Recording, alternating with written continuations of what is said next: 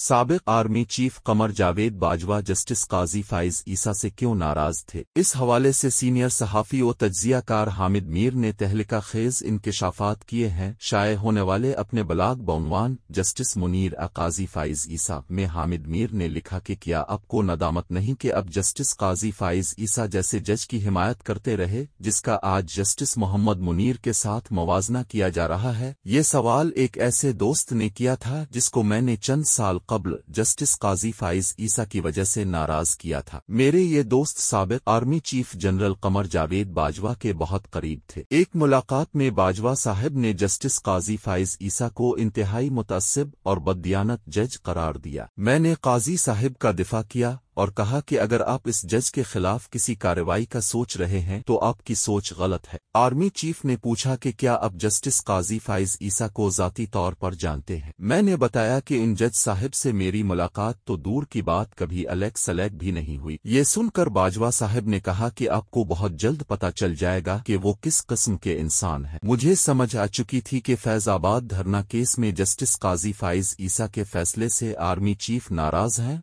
और काजी साहिब के खिलाफ नाअहली का रेफरेंस तैयार किया जा रहा। अभी इस रेफरेंस की किसी को कानो कान खबर न थी, मुझसे ना रहा गया। मैंने 15 अप्रैल 2019 को रोजनामा जंग में शहदा से गद्दारी के उन्वान से कालम में जस्टिस काजी फाइज ईसा के खिलाफ ताकतवर हलकों के मुतवक्के कार्रवाई का भांडा फोड़ दिया और लिखा कि काजी फाइज ईसा से लड़ने की बजाय इस दुश्मन से लड़ें जो हमें आपस में लड़ाकर फायदा हासिल करने की कोशिश करता है और अपने शुहदा के खून से गद्दारी न करें। मैंने इस कालम में जनरल बाजवा के साथ होने वाली गुफ्तगू का कोई हवाला नहीं दिया था, लेकिन इनके और मेरे एक मुश्तरका दोस्त ने आर्मी चीफ का शको मुझ तक पहुंचा दिया। इस दोस्त ने गुजारिश की कि मैं आइंदा जस्टिस काजी फाइज ईसा का दिफा न करूं। मैंने इस दोस्त की गुजारिश को नजरअंदाज करते हुए 25 अप्रैल 2019 को आखिरी फतह के उन्वान से कालम में एक दफा फिर ये लिख मारा कि अदलिया को फतह करने की कोशिश न की जाए क्योंकि आखिरी फतह आइन व कानून की होगी। अभी तक जस्टिस काजी फाइज ईसा के खिलाफ रेफरेंस दायर नहीं हुआ था। मेरे कालमों से जो खलबली मची इसने वजीर आजम इमरान खान को भी परेशान कर दिया। बलाग में हामिद मीर ने मजीद लिखा कि एक दिन खान साहब ने मुझे वजीर आजम हाउस बुलाया और कहा कि वो किसी जज के खिलाफ कोई कार्रवाई नहीं कर रहे। जब मैं रुखसत हो रहा था तो खान साहब ने सरगोशी के अंदाज में मुझे कहा कि तुम जस्टिस काजी फाइज ईसा को बता दो कि मैं इनके खिलाफ कोई साजिश नहीं कर रहा।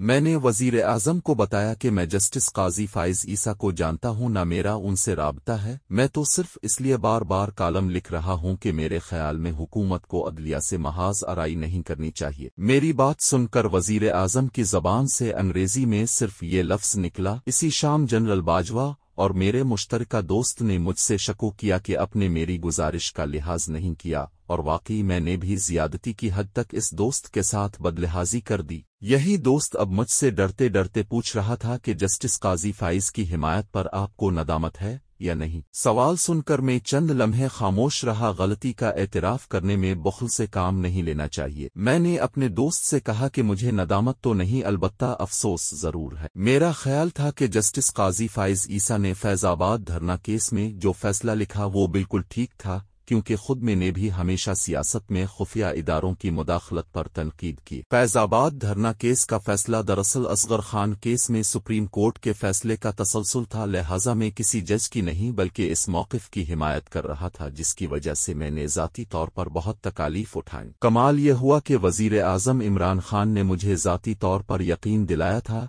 कि वो जस्टिस काजी फाइज ईसा के खिलाफ कोई रेफरेंस नहीं भिजवाएंगे, लेकिन चंद दिनों बाद उन्होंने ये रेफरेंस सदर आरिफ अलवी को भिजवाया और सदर ने ये रेफरेंस सुप्रीम जुडिशल काउंसिल को भेज दिया। 11 जून 2019 को रोजनामा जंग में को रसवाइयों से डरता हूं कि उन्वान से मैंने इमरान खान को याद दिलाया कि अपने तो वादा किया था कि अब रेफरेंस नहीं भिजवाएंगे, लेकिन अपने तो रेफरेंस भिजवा दिया। वकला की तंजीमें और सिविल सोसाइटी काजी फाइज ईसा के साथ खड़ी हो गई और उनके साथ साथ खड़े होने वालों को डराया धमकाया जाने लगा। बलाग के आखिर में हामिद मीर ने लिखा कि जस्टिस काजी फाइज ईसा के साथ मेरी पहली बाकायदा मुलाकात लाहौर में आसमा जहांगीर कॉन्फ्रेंस के दौरान हुई। मैंने अपनी तकरीर में उनके खिलाफ रेफरेंस की मजम्मत की तो वो हाजरीन में बैठकर मुझे सुन रहे थे। बाद अज़ा उन्होंने मुझे अपने अंग्रेजी में लिखे गए मकाले की नकल दी जो आज़ाद इजहार के मौजू पर इस कॉन्फ्रेंस में पढ़ा गया था। उनके चीफ जस्टिस बनने तक मैं इस गलत फहमी में रहा कि वो आइन व कानून की बालादस्ती पर यकीन रखते। 13 अप्रैल 2023 को मैंने सुकूत आइन के खतरे पर कॉलम में लिखा कि जस्टिस काजी फाइज ईसा सुकूत आइन नहीं होने देंगे क्योंकि सुकूत आइन हमें सुकूत ढाका से बड़े सानहे से दो चार कर सकता है। अफसोस कि मेरी राय बिल्कुल गलत निकली। चीफ जस्टिस बनने के बाद काजी फाइज ईसा ने फैजाबाद धरना केस में